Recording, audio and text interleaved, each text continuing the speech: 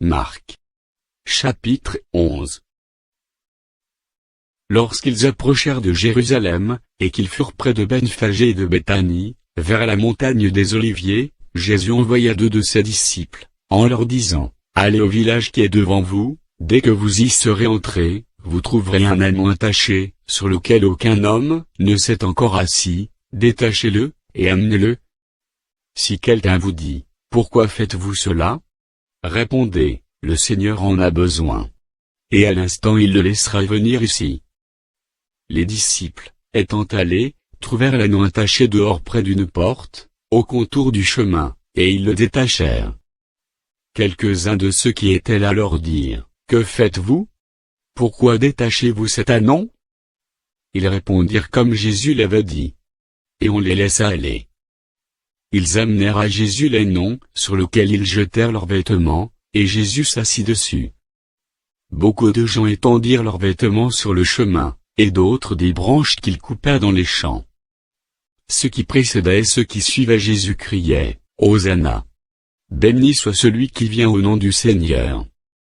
Béni soit le règne qui vient, le règne de David, notre Père!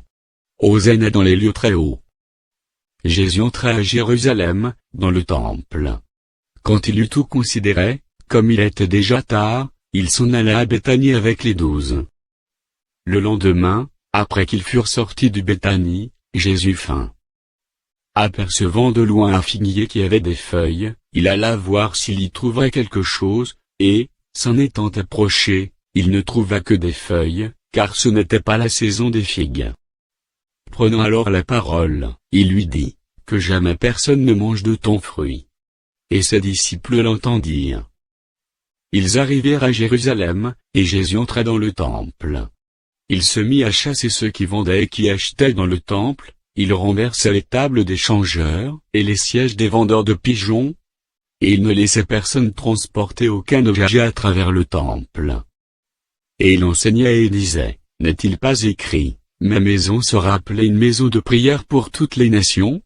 Mais vous, vous en avez fait une caverne de voleurs. » Les principaux sacrificateurs et les scribes, l'ayant entendu, cherchèrent les moyens de le faire périr, car ils le craignaient, parce que toute la foule était frappée de sa doctrine. Quand le soir fut venu, Jésus sortit de la ville. Le matin, en passant, les disciples virent le figuier séché jusqu'aux racines. Pierre, se rappelant ce qui s'était passé, dit à Jésus, « Rabbi, regarde, le figuier que tu as maudit a séché. » Jésus prit la parole, et leur dit, « Ayez foi en Dieu. Je vous le dis en vérité, si quelqu'un dit à cette montagne, « ôte-toi de là et jette-toi dans la mer », et s'il ne doute point en son cœur, mais croit que ce qu'il dit arrive, il le verra s'accomplir.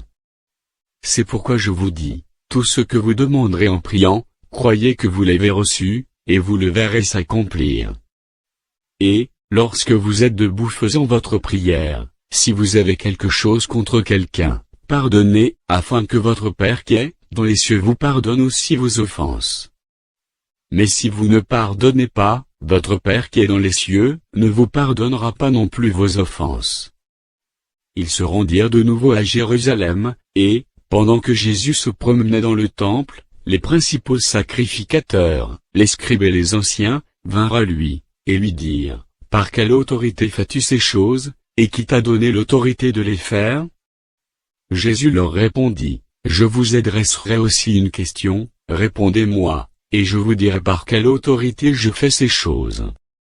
Le baptême de Jean venait-il du ciel, ou des hommes?